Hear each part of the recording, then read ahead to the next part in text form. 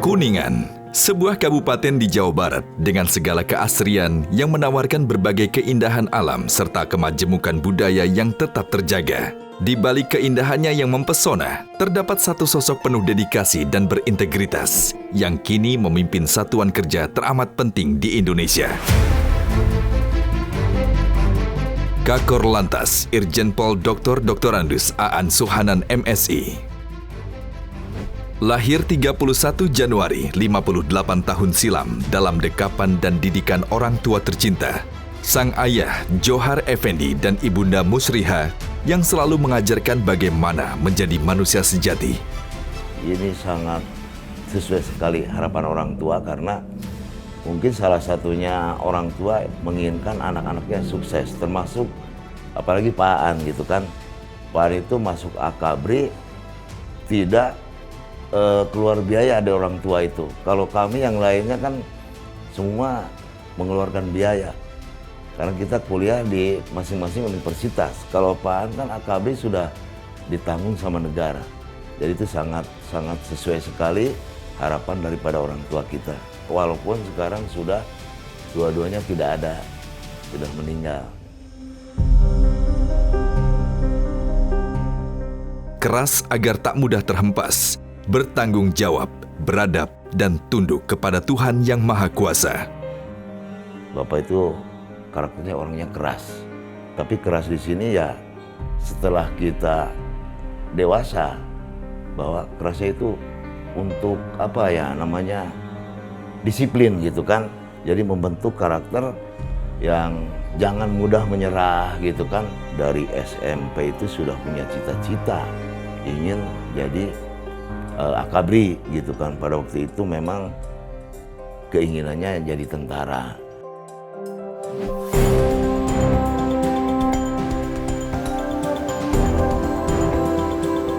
Tumbuh seperti anak lain pada umumnya, suasana kehidupan di desa membentuk karakter Kakor Lantas Polri Irjen Pol Dr. Aan Suhanan MSI sedari kecil. Ya memang saya kenal baik dan dekat, ya kawan baik dekat sama Pak Aan. Karena kalau mau berangkat sekolah, biasanya ngumpul dulu di rumah temen. Suka bareng-bareng tuh kalau jajan. Kadang-kadang itu Pak Aan yang ngasih bayar gitu. Jadi sifat sosial dermawannya itu sudah nampak. Kemudian di kelas juga dia dapat ranking gitu ya. Kalau Pak Aan paling pulang sekolah itu bantu-bantu di toko. Kalau ngaji di Tanjung ini sebelah sekolah gitu ya. Jadi sebelum maghrib itu udah pada berangkat jam 5, setengah 6 gitu. Kadang-kadang main bola dulu di lapangan sekolah. Kalau ada adzan maghrib baru nyampe ke belajar ngaji bareng-bareng gitu. Kedisiplinan yang ditanamkan orang tua terkasih nyatanya berbuah manis di kehidupan sang buah hati. Yang jelas perasaan keluarga sangat bangga sekali ya dengan megang jabatan Kakor Lantas, karena itu jabatan yang bukan sembarang orang bisa menduduki jabatan tersebut. Dan itu dirasakan bukan hanya untuk keluarga saja sebetulnya, termasuk desa, kabupaten sendiri merasa bangga karena dengan adanya Pakor ini sudah pada tahu di Kabupaten Kuningan juga, di pemerintahan daerah sangat bangga dengan adanya Kakor Lantas dipegang oleh orang Kuningan. Pendidikan adalah sebuah keajaiban yang menjadi pokok dasar guna mewujudkan impian. Gambaran itu pun telah terlihat sejak Aan Suhanan mengenyam pendidikan formal.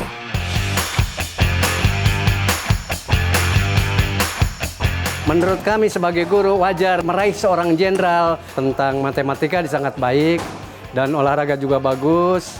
Dari pendidikan SD-nya juga dia itu adalah sering mendapatkan ranking pertama. Mudah-mudahan siswa-siswi SMP Negeri Garawangi ini mengikuti jejak Pak Aan dan dapat meraih gelar jenderal, dan mudah-mudahan Aan kedua dan Aan ketiga akan muncul di Desa Karamatwangi atau di SMP Negeri Garawangi ini. Lulus dari SMA 1 Kuningan, Aan Suhanan memberanikan diri menempuh jalannya sendiri. Akabri yang kala itu masih menjadi bagian kepolisian dipilihnya sebagai jalan untuk mengabdi bagi negeri. Kita kan tes bareng-bareng di Magelang. Beliau dari Jawa Barat, saya dari Jawa Timur. Tapi saat itu juga belum begitu terlalu mengenal kan. Basis kita juga di batalion 1C1, beliau di C3. Nah, ketika pertemuan yang lebih dekat ketika kita di Akpol untuk melihat seseorang itu di akademi. Nah, ketika dia waktu penempatan pertamanya itu di Polda di Jawa, itu pasti 30 besar. Saya tidak tahu persis ranking berapa beliau, paling tidak minimal 30 besar beliau. Pasti. Nah, terus pas di PTIK juga demikian. Beliau dari Akpol di PTIK. Harapannya saat itu. Lah kalau dapat 10 besar pasti dapatnya di Polda mapan di Jawa. Menyelesaikan pendidikan di Akademi Kepolisian pada tahun 1988, Aan Suhanan mengawali karirnya sebagai perwira pertama di Polresta Surakarta, Jawa Tengah. Kepemimpinannya dimulai kala dirinya diangkat menjadi Kapolsek Sukaraja, Banyumas di tahun 1992. Setahun menjelang, Aan Suhanan dipercaya menjadi Kasat Lantas Polres Banjarnegara. Dari sinilah tekad dan pengabdiannya akan lalu lintas, tumbuh dan berkembang. Referendum Timor Timur menjadi catatan dalam perjalanan bangsa Indonesia, dan Aan Suhanan menjadi satu dari sekian banyak prajurit yang berjuang demi mempertahankan keutuhan NKRI. Biasanya habis PTIK, 10 besar pasti dapat Polda Metro. Tahun itu kita dapat di Timur-Timur, yang ranking loh mas, baik dari Akpol, PTIK, Sespim, itu 10 besar semua larinya ke Timur-Timur. Di Timur-Timur tuh sangat membuat kami berubah drastis mas ya, yang kita biasa di kota besar.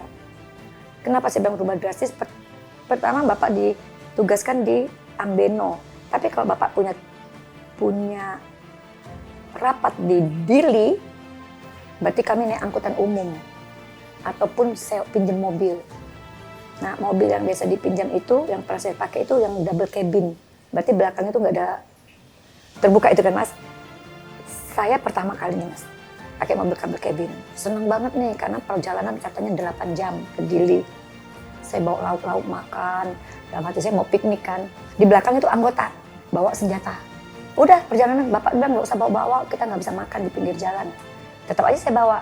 Bagi saya itu piknik dong 8 jam perjalanan. Ada satu tempat yang saya tuh kan kok ketawa-ketawa, saya lihat ke belakang, kan ada terbuka, liatin anggota di belakang gitu kan mas. Kok mereka tuh yang nggak ketawa gitu ya, semua pada diem, tegang, pegang senjata. Saya pertama ketawa-ketawa lihat ke belakang. Kemudian saya nanya, itu anggota kenapa Pak? Kok mereka? Berarti ini daerah rawan. Serius Pak? Iya. Di sini itu coba melihat ke kanan. Memang betul mas, ke kanan saya itu gunung-gunung batu tinggi. Sebelah kiri saya itu kok jurang. Jurang itu. Coba kalau nanti di atas itu ada yang nembak kita. Atau ada yang menjatuhkan batu, mobil kami nggak bisa kemana-mana. Mobil kita jatuh ke jurang. Mereka harus lihat. Sejak itu langsung saya diem mas, sepanjang jalanan saya nggak jadi makan. Saya nggak mau makan, saya nggak mau ngapa-ngapain. Saya pun langsung ikut diem, ya Allah, saya berdoa di situ mas. Karena saya baru tahu cerita itu. Bapak pindah ke Air Merah. Saya kira seneng mas. Karena Air Merah itu dekat Dili itu cuma 1 jam. Ternyata Air Merah itu titiknya, base campnya Sanang Agus Mau waktu itu. Saya main-main ke Polres. Saya kok di pos penjagaan kok nggak ada orang. Kok lampu pada dimatiin semua? Kan kita hidup lampu cuma malam. Ketika malam kenapa masih dimatiin? Ternyata anak buah itu pada di mana mas? Nggak ada loh mas yang di SPK. Semuanya itu di halaman apel itu loh, bendera. Tengkurap, pegang senjata. Loh ngapain mereka piket nggak di dalam? Ya ketembak kok di dalam situ. Mereka harus dibawa. Dan orang nggak lihat. Jadi yang di dalam penjaga itu cuma radio aja mas. Saya tidur pun mas tidak boleh di kasur. Harus di bawah. Nggak boleh di atas tempat tidur. Ini jendela saya, jendela rumah kami harus tutup pakai kayu, dipakuin semua kayu tuh mas. Kan kalau di sana tuh senjatanya bisa tembus horden. Jadi lampu di rumah tuh harus dimatikan. Tidur di lantai, nggak boleh di tempat tidur, takut kena berondongan. Akhirnya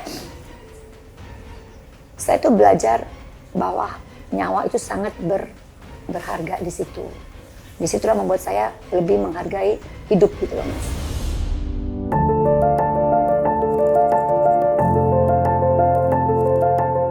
Tak mudah membagi tanggung jawab sebagai kepala rumah tangga dan pengabdian sebagai abdi negara. Namun begitu, Aan Suhanan mampu menjadi pribadi yang sangat dicintai keluarga dan berdedikasi penuh pada tugas dan integritas. Bisa dibilang sangat-sangat pendiam lah Papi itu. Terus juga ya panutan Mas sebenarnya bagi saya loh ya sebagai anak. Cara menegur anaknya tuh tapi mencontohkan dulu beliau itu. Contohnya begini, kita disuruh sholat nih ya. Kalau orang tua kan wah ada yang disembat, ada yang apa ya seperti itu ya. Kalau bapak tunjukin depan anak-anaknya bapak sholat. Baru diajak anak-anaknya. Bisa dibilang family man banget. Gitu loh, pengennya kalau Sabtu Minggu tuh anak-anak kumpul. Kadang-kadang ada kita mau janjian sama temen nih yang mau nongkrong. Aduh, kumpul lagi nih gitu. Cuman ada kalanya kita mikir kapan lagi saatnya kita ini sama orang tua kumpul. Senin sampai Jumat bapak sibuk. Selama setahun terakhir di Korlantas, ya kalau bisa, karena anaknya polisi juga nih, ya ada kegiatan kantor, mungkin anaknya ya udah diajak sekalian. Mungkin itu momen-momen yang bisa kita pikir gini, kita udah 17 tahun nih kita nggak bareng orang tua nih. Nah ini lagi ada orang tua nih, mungkin ya untuk mengganti 17 tahun itu kan nggak bakal cukup. Bapak itu selalu mengabulkan apa yang menjadi keinginan anak-anak. Bapak itu selalu tahu apa yang diinginkan anak-anak. Jadi Bapak itu idola anak-anak. Jadi Bapak itu di mata anak-anak ya Bapak paling super dad gitu kan. Oh, Bapak yang paling hebat. Nah, sama dengan di mata Ibu juga demikian. Malaikat saya mungkin seperti itu Mas. Artinya apa ya? Malaikat saya itu Bapak itu hatinya bersih banget. Bersih. Jauh dibandingin saya dulu gitu ya. Bapak itu nggak pernah apa ya, pokoknya selalu menjadikan saya jadi orang yang baik. Ya, kalau ribut pun saya suka bilang, kalau ribut itu misalnya beda pendapat, saya suka bilang saya kesel sama si A.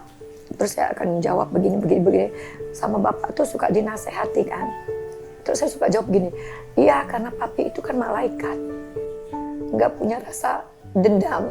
Kalau saya tuh bukan malaikat, itu selalu Mas. Apa ya, awal-awal pernikahan gitu ya. Lama-lama baru saya tahu bahwa Bapak tuh selalu mengajari saya untuk selalu berbuat baik. Pokoknya berpikiran positif, menerima semua dengan baik-baik. Jadi Bapak, ya, saya nggak bisa apa-apa tanpa Bapak. Berdedikasi penuh pada pekerjaan hingga menghantarkan pada posisi yang sangat penting dalam keluarga Bayangkara.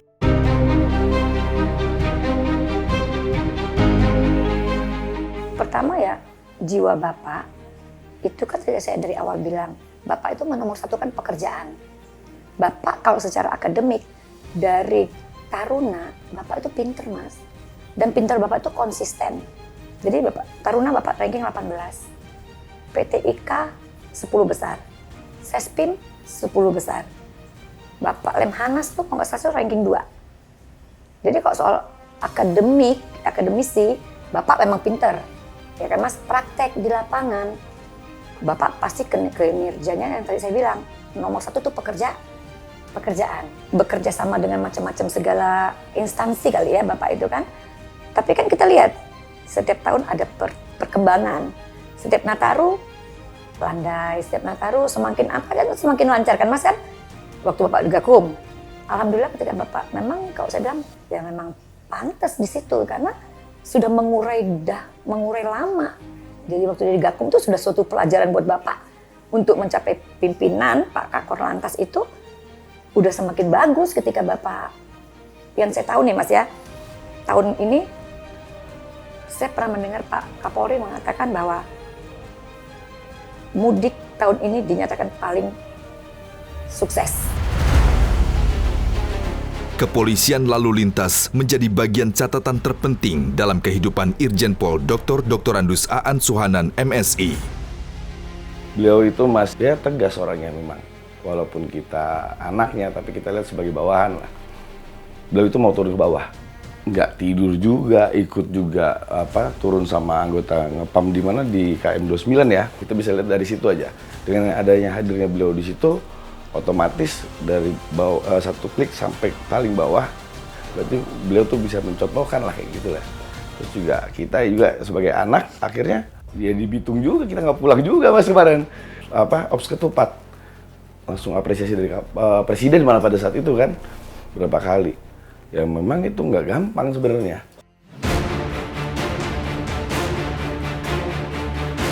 Memang beliau pernah bilang, walaupun beliau tidak pernah jadi direktur lantas, dirlantas gitu, bisa jadi kakor lantas ya, ataupun beliau udah lama tinggal di jabatan di Fusi Lantas, terus beliau masuk ke Korlantas, beliau belajar. Dan pada saat beliau itu dijabatkan, diposisikan di suatu tempat, ya beliau harus paham betul dengan apa yang tupoksinya. Perjalanan karirnya yang diisi berbagai posisi strategis, seperti Kapolres Sukoharjo, Wakapolda Banten, Dirsamapta Korsabara Bahar Kampolri, Dirgakum Korlantas Polri, hingga Kakorlantas Polri. Dihiasi berbagai tanda jasa dan penghargaan untuk Sang Jenderal. Satya Lancana Dwidya Sista, Satya Lancana Seroja, Bintang Bayangkara, hingga tanda kehormatan Nugraha Sakanti yang sangat prestisius dari Presiden ke-7 Indonesia, Insinyur Joko Widodo, atas kerja keras satuan di bawah komandonya.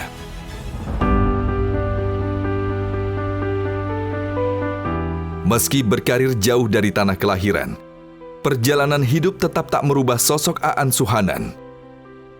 Selain tegas dalam bertugas, sikap dermawan yang alami juga mampu dirasakan masyarakat yang membutuhkan.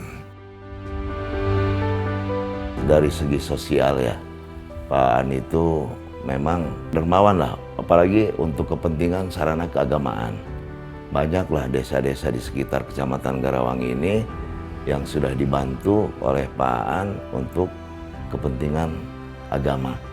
Apalagi kemarin kita waktu baksos dalam ulang tahun Lantas, itu ada satu baksos di Karamatwangi. Nah itu kebanggaan untuk masyarakat Karamatwangi dan Garawangi. Apalagi masyarakat Karamatwangi sendiri, termasuk pemerintahan desanya, sangat berterima kasih sekali karena ada sumbangan untuk desa itu 1 buah ambulan. Dan itu sangat diharapkan sekali oleh masyarakat Karamatwangi. Saya atas nama keluarga besar Polsek Garawangi dengan keberadaannya pejabat Polri dari Korlantas yang dimana merupakan putra daerah di desa kami di Kecamatan Garawangi, Kabupaten Kuningan. Sejak dilantiknya Bapak Kakor Lantas, masyarakat sangat antusias, bangga dengan beliau menjadi orang nomor 1 di Kakor Lantas. Dengan hal itu ada perubahan terhadap perilaku masyarakat, terutama terkait dengan tata tertib berlalu lintas. Bagi sebagian orang, umur hanyalah angka. Begitu juga Kakorlantas Irjen Pol Dr. Andus Aan Suhanan, MSI. Kebugaran dan kesehatan selalu dijaga guna menopang kehidupan dan pekerjaan yang prima. Jadi tetap semangat, ya. Jangan pernah untuk berhenti bergerak, jangan pernah untuk berhenti bekerja. Sesuai dengan moto kita, tetap menggayuh untuk menjaga keseimbangan hidup ini. Tetap semangat. Karena beliau selama menjabat mungkin agak sibuk, dengan fisik harus kuat, ya otomatis mungkin ya udah istirahat dulu lah di rumah. Mungkin kalau udah punah mungkin bisa lebih dekat dengan keluarga gitu kan. Kalau sekarang kan bukan kita tidak bisa ketemu dengan beliau, karena kita juga memikirkan kesibukan beliau sebagai Kakor Lantas. nikmati, syukuri, ya kan? Itu kan perintah Tuhan. Menikmati apa yang sudah ditakdirkan kita, bersyukur, sabar, dan memaafkan. Itu prinsip sudah di dalam keluarga kami. Karena gini, saya itu nggak pernah minta jabatan, Mas. Saya itu hanya minta sama Tuhan itu yang terbaik. Gitu. Jadi minta jabatan pun belum tentu yang terbaik untuk kita. Jadi jangan sekali-sekali minta jabatan, minta yang terbaik aja, gitu kan? Yang selamat untuk keluarga. Tapi yang belum tercapai itu justru yang di luar kerjaan Bapak. Bapak tuh cita-citanya punya kandang ayam. Sampai detik ini pun kalau Bapak ngebahas kandang ayam, saya nggak pernah jawab. Bapak nanti ketika sudah selesai di pengabdian itu, saya malah bersyukur. Artinya yang penting bisa selamat, udah bersyukur banget, Mas. Karena bagi saya pensiun itu bukan akhir dari segalanya. Mungkin awal dari kebebasan Bapak. Gitu loh. Jadi nggak boleh dihadapin bahwa pensiun itu nanti menjadi suatu titik terakhir. Betul. Terakhir di polisi. Mengabdi kan tidak harus di polisi. Bisa di mana aja Bapak mengabdi. Bapak harus berkembang terus, harus berkarya terus gitu loh. Di mana saja. Bukan sekadar cerita. Dedikasi dan integritas Kakor Lantas Polri, Irjen Pol Dr. Andus Aan Suhanan MSI, berhasil menoreh tinta luar biasa dalam catatan peta jalan pengabdian Insan Bayangkara.